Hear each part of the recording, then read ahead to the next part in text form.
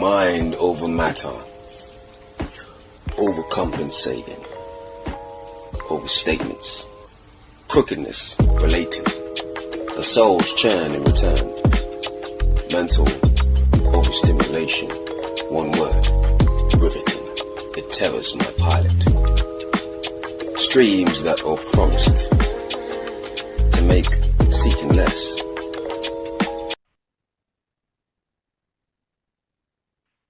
There we go, there we go. Greetings. Welcome back to Mad Poet Podcast. Great to be here, excited, because we have a special guest on. Mr. Brian Hite. Just want to check I got your name right. Is that correct? Yep, Brian Hite.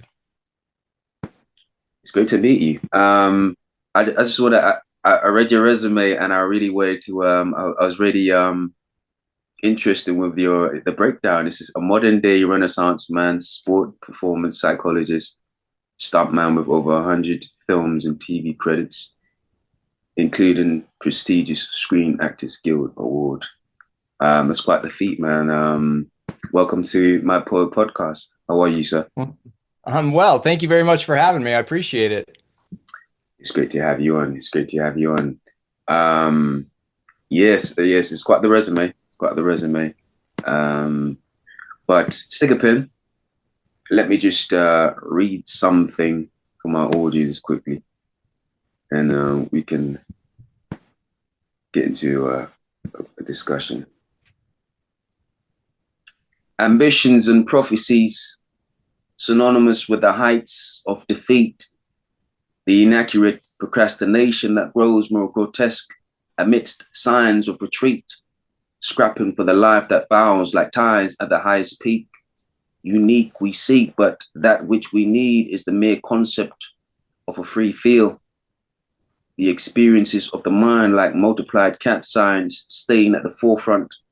I cannot but anticipate, looking into the great beyond, eyes egging to relate as a cat scan. I can do it, I would tell myself, and then some. My brain would retort, then hang it on the cloak of faith, then leave the universe to relate. Yes, I always like to share a quote from things I write with my audience. So that was just the quote for the day or the episode, if you will. That's awesome. I think that's great that you do that each time. Yes, indeed. Yes, indeed. Could you break down break down your resume to begin with the somewhat your take on your experiences on like sports performance psychologist. Like how was that for you?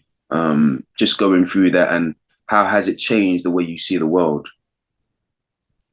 Well, I mean, like you said, I've been a stuntman for 30 years, and through that process, I don't know, it wasn't stunts that drove me drove me into the sport and performance psychology world, but I certainly have benefited from the work that I did academically in those fields, in terms of stunts. I started doing stunts when I was 20, when I was in college, and and and I really enjoyed it and figured that that was what I was going to do for the rest of my life. But I missed learning, Yeah, and that's what really took me back to school again. It was stunts was fun. It was very physically challenging, but it wasn't really mentally challenging. So I went back to school, which I dropped out of the first time. I went to college the first time around, did not graduate. yeah, Went back. I finished the bachelor's degree in psychology and then continued on with a master's in sports psychology and a PhD in organizational psychology, yeah, which is essentially just performance psychology applied to businesses. How do you create conditions where people can be at their best yeah, consistently? And and through that work, I was able to immediately apply it in the stunt world. I never really, I wasn't going through those programs to try to get a job. In fact, I never thought I'd work in those fields. I was a stunt man. That's what I did. And that's what I figured I would always do. yeah, But, it turns out that I did end up working as a full-time sport performance psychology consultant for the U.S. Army. I Yeah. did that for 2 years, and then I went back to stunts again for 4 or 5 years, and then I went back to the Army job for 9, 10 years. Never gave up stunts completely, though. Even when I was working the full-time job, I'd still get calls every now and then, and I would be able to go do that work. But the sport and performance psychology work, it really spoke to me, particularly with regard to stunts, because you find yourself in situations that are unpredictable. You think you might show up on set and think you know what you're getting ready to do, but that can change and usually does several times while you're there. So it's unpredictable situations that often, they have risk. That's why stunt people are doing them. And and so you really do have to be at the top of your game mentally. You can't check out. There can't be any sort of engaged. You have to be fully engaged. And for me, that was part of the fun, but it was also something that the sport and performance psychology work was able to help me with, to keep my attention where it needed to be, to manage my energy activation levels and keep those at the ideal places, to be more aware of what types of thoughts were going on in my mind and how to really shift that type of thinking into more productive styles when it wasn't. So there were a lot of different things, and even techniques that allowed me to practice the stunts. Because this is the other thing, when you do stunts, a lot of times you can't really rehearse or practice the things because they involve wrecking things, or doing things that involve that people might get hurt doing. So you have to be able to practice it in your mind, and I use mental imagery to do that very, very regularly now in ways that I didn't before. So that sport performance psychology work has really opened my eyes to the importance of developing an awareness, not just of what's going on around us or even what our behaviors are, but what's going on inside our head. How and not even just what thoughts we're thinking, but how we tend to think. What is our pattern of perception in different environments? And is it helpful or is it not? And what are some different ways that we might be able to adjust or shift in order to achieve the objectives we're setting out to achieve? Yes, yes, that's very interesting. Just your breakdown alone. I'm curious to as to how did your background, psychology especially, did it give you an advantage just being around, being in the army, for example? Well, the well, I wasn't in the Army. I was working as a contractor for the Army, but Okay. I would say that probably the stunt aspect of my background gave me the biggest boost in that area, and here's why. Because the soldiers in the Army, a lot of them, a lot of them went into the Army because they didn't want to go into school, and my job was to put them in a classroom and teach them things. And so it was, that was part of a challenge that I had to overcome. And not only that, I haven't been in the military. I'm not in the Army. And so here I am, a civilian guy, trying to tell them, okay, here's some information that can be beneficial to you and help you do your job that I've never done.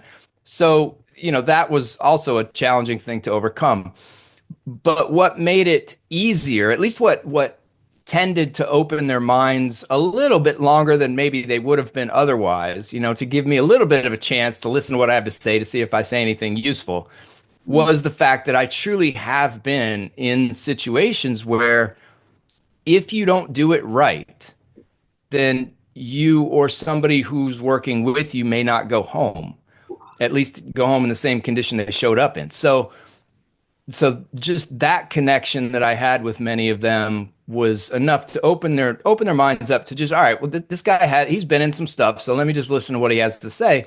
And then when I was teaching the material, I was able to connect it to their world in ways that they got. So it wasn't abstract material, and it wasn't related to sports or soccer. I was talking about them. If they were infantry people and they were clearing buildings, well, how does this technique of self-talk and energy management relate to that particular task? Or if they're combat engineers and they're searching for IEDs all day long, or they find an IED and they have to deal with it. How do these techniques allow them to be in those moments and in those performance situations and do better? And on top of that, a lot of the work that I did with the Army too wasn't just traditional sport performance psychology, meaning psychology that is applied to a specific performance, like I mentioned before, like clearing buildings or going to the range or medical tasks. What I focused a lot on, particularly in the last 5 years I was there, was resilience training. Mm, And the intent there was a lot of the skills and the concepts were the same, but the intent was different. The intent was to provide the soldiers with tools and skills and resources that they could use no matter where they were in their life when those inevitable challenges arise. Things come up, we can't stop that from happening, but how do we handle them in a way that keeps us from getting knocked down very far, or allows us to recover more quickly? And this is a big thing that really drew me. And how do we grow and thrive as a result of going through the challenges that we went through? In other words, how do we get better yeah, because of, not in spite of, but because of the challenges that we face? So that was an area that I found a lot of, I connected with and really enjoyed doing those types of trainings with the Army. So again, it's one of those things where I found it in a classroom myself, but the applicability to real life, not only for myself, but for other people, for the clients that I work with, for different groups, organizations, whomever, it's been really rewarding to make that connection for other people as well. that's interesting. Um, you're a man with great wisdom as a result of your experiences and acquired knowledge. Um, I was just curious, what advice or information would you like to pass on to people that are listening or potentially will be listening in the future? Well, I've recently been thinking about opportunities. And some people say they come all the time. Some people say they're rare. I think it's somewhere in between. I think opportunities do come fairly regularly, maybe not every day, but pretty often. But I think that in order to take advantage of them, three things have to align. For example, if an opportunity comes up, Yeah, we have to recognize it as an opportunity. So we have to be open enough to be aware of what's going on and to really just recognize the opportunity when it shows up. And then once we do recognize something as a possible opportunity, we have to be flexible enough to shift from whatever direction we're currently going in to the different direction, to actually see that we need to make a change, that in order to really seize that opportunity, we need to give up and change directions from what it is that we were currently pursuing. And then the third thing, and this is one where I think a lot of people really get stuck, is we have to have the courage to ah, take that first step, yeah, to actually move in that different direction, that uncertain direction that we don't really know. And it's a new thing for us. So for opportunity, again, in order for opportunities to be taken advantage of, we have to be open to the fact that opportunities can present themselves at any time so that we're aware of them. Number two, we need to be flexible enough to shift from whatever we're doing now to whatever that opportunity requires of us. And the third thing is to have the courage to actually take the steps, to actually move in that direction. mm. The one thing I'm hearing is adaptability, you know? I mean, obviously you said flexibility, but it's just on a larger scale, adaptability. You Yeah, understand? So, flexibility, adaptability. Yeah, I mean they're synonyms in a lot of ways because circumstances change. That's the thing. People talk about goal setting a lot, and it's ubiquitous. That we're all supposed to set goals. In fact, we're complete losers if we don't. Like we're just lazy, whatever. But and that's fine. Goals are fine. I think that they serve a purpose in the sense of let me identify something that I would like, some direction I want to go, and what that does is allow us to then assess, okay, that's where I want to be. This is where I am. So how do I get from where I am to where I want to be?